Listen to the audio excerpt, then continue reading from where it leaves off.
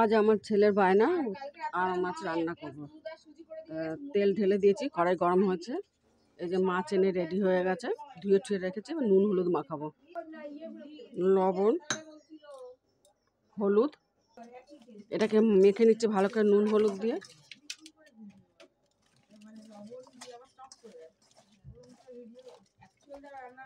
কড়াই গরম হয়ে গেছে, মাছ ছেড়ে দিচ্ছি।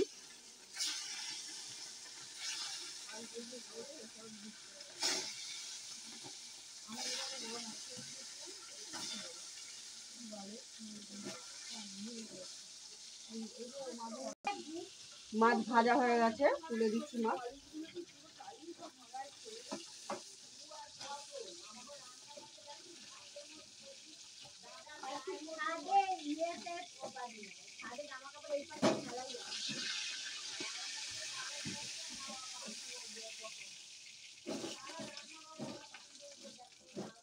হ্যাঁ জানি, আমার ঘরে বিছানাতেও পালক যায়।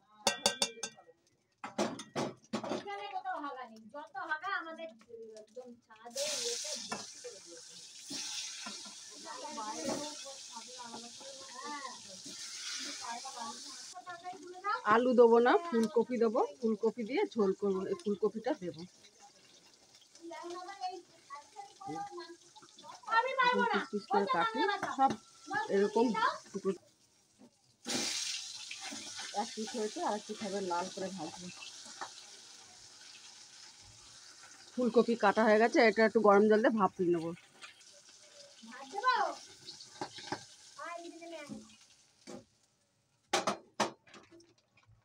একটু তেল লাগবে, তেল কম হয়েছে, একটু তেল দিচ্ছি।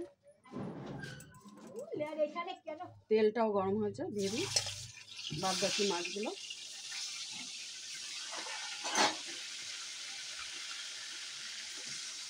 এটার মধ্যে ফুলকপিগুলো তুলে নিই, এইটার মধ্যে দিয়ে একটু ভাপিয়ে নেব।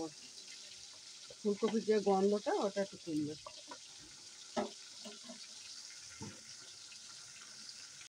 ফুলকপিটা একটু গরম জল দিয়ে ভাপ দিয়ে নিয়েছি, যে গন্ধটা কম হবে। এবার তেলে ভাজবো। তেল গরম হয়ে গেছে, ফুলকপিগুলো ছেড়ে দিচ্ছি।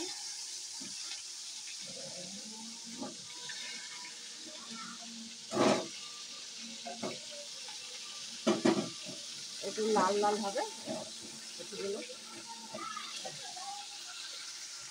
কপি ভাজা হয়ে গেছে, কপিটা তুলে নিচ্ছি।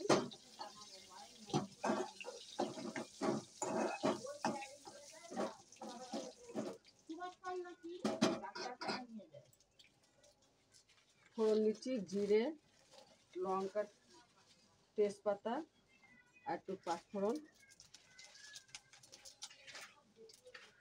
গরম হয়ে গেছে, টমেটো দিয়ে দিচ্ছি।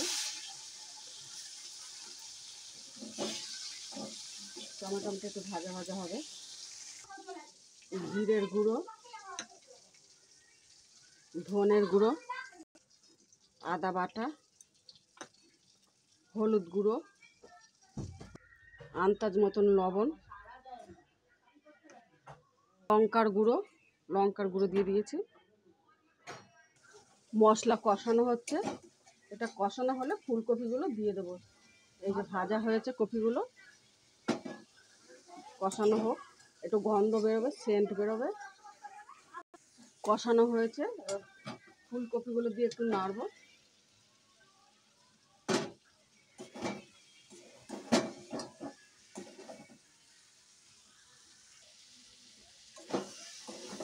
কষানো হয়ে গেছে, এবার আমি জল দিচ্ছি।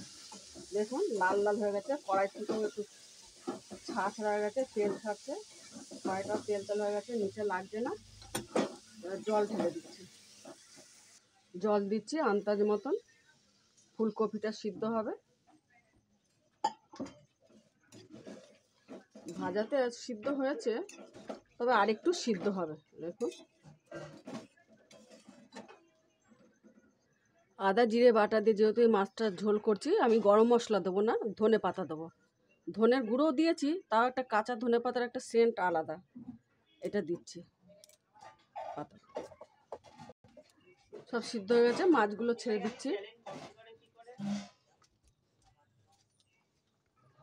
হয়ে গেছে দেওয়া।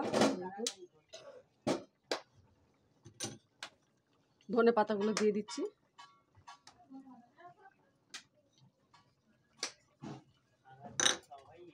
হয়ে গেছে।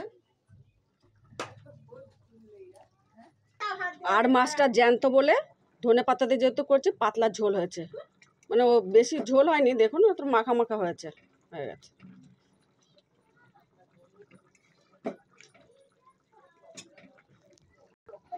আপনারা ভালো থাকবেন, ভালো লাগলে লাইক করে জানাবেন, লাইক করবেন, জানাবেন, শেয়ার করবেন। নমস্কার।